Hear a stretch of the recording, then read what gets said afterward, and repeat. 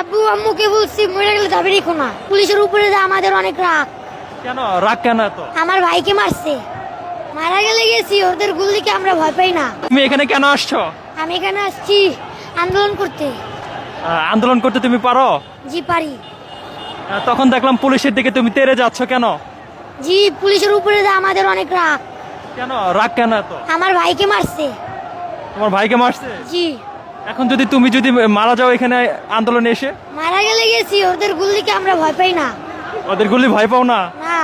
তখন তোমার বাবা মাকে কে জবাব দিবে?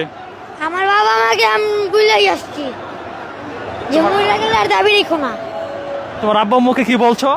আমার আব্বু আম্মুকে বলছি মরে গেলে দাবি রেখো না। মরে গেলে দাবি রাখবেন এটা বলছো? তোমার আব্বু আম্মু জানে তুমি এখানে আসছো? জি। বাসা কোথায় তোমার? বাসা ঘাটার চর। হ্যাঁ? ঘাটার চর। এত দূরে এখানে কিভাবে আসলে? এখানে গাড়ি দিয়ে আসছি।